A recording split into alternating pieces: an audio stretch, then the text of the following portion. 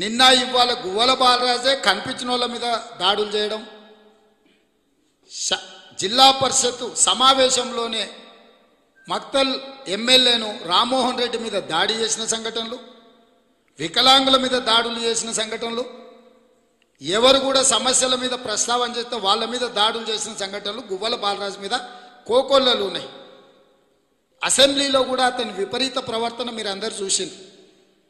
గువ్వల బాలరాజు పైసలు పంచడానికి పోతుండు, పైసలు పంచుతున్నాడని చెప్పి అక్కడ కొంతమంది యువకులు ప్రశ్నిస్తే అధికారులకు ఫిర్యాదు చేస్తే సిఐ గారు వాళ్ళని పట్టుకోవడం వదిలేసి వీళ్ళ మీదనే దాడులు చేసిందని ప్రాథమిక సమాచారం అందుతుంది. ఆ సందర్భంగా జరిగిన పరిణామాలన్నిటినీ కాంగ్రెస్ పార్టీ నాయకులు, మా అచ్చంపేట కాంగ్రెస్ అభ్యర్థి వంశీకృష్ణ గారు గువ్వల బాలరాజు మీద దాడి చేసిండ్రు.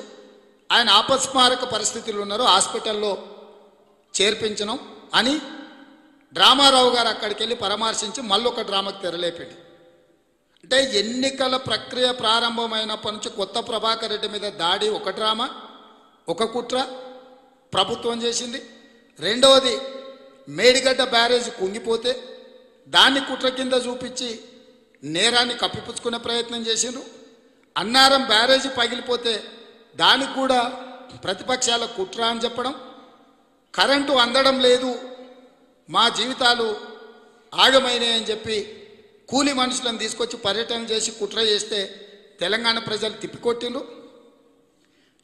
డీకే శివకుమార్ గారు ఇక్కడ ఉండే ఫాక్స్కాన్ కంపెనీని తరలించడానికి లేఖ రాసిండు అని లేఖ స్వయంగా కేటీఆర్ ప్రకటించారు. అక్కడ సిబిసిఐడి కర్ణాటకలో కేసు నమోదు చేసి ఫేక్ లెటర్ అనగానే అవి ఏ వెబ్సైట్లో అయితే పెట్టినరో ఆ వెబ్సైట్ అంతకంటే 2 రోజుల ముందల ప్రారంభించిండ్రు. ఎప్పుడైతే కేసు నమోదైందో ఆ వెబ్సైట్ను క్లోజ్ చేశారు.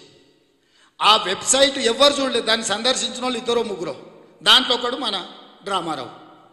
ఆ లేఖ తీసుకొచ్చి మంత్రిగా అధికారికంగా డీకే శివకుమార్ గారు ఒక రాష్ట్ర ఉప ముఖ్యమంత్రి రాసిన లేఖ అని అధికారికంగా కుట్ర కోణంలో కాంగ్రెస్ను ఇరికించడానికి, కాంగ్రెస్ను బద్నాం చేయడానికి డ్రామారావు గారు మరొక కుట్రకు తెరలేపిండు.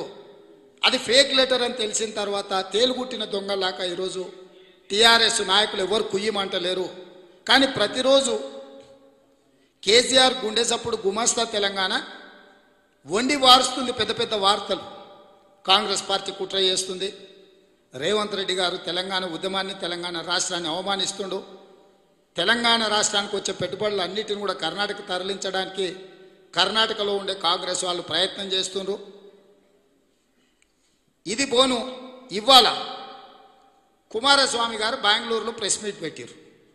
కుమారస్వామి గారు ప్రెస్ మీట్ పెట్టింది బెంగళూరులో ఉన్న అక్కడున్న ప్రెస్ వాళ్ళకు కూడా తెలియదు. ఏది కుమారస్వామి గారు ప్రెస్ మీట్ పెడుతురు. ఈ ప్రెస్ మీట్ను ప్రముఖంగా పత్రికలలో చూడాలని ఫోర్త్ ఎస్టేట్ అని ఇక్కడ మీడియా మిత్రులకు ఒక గ్రూప్ ఉంది. బీఆర్ఎస్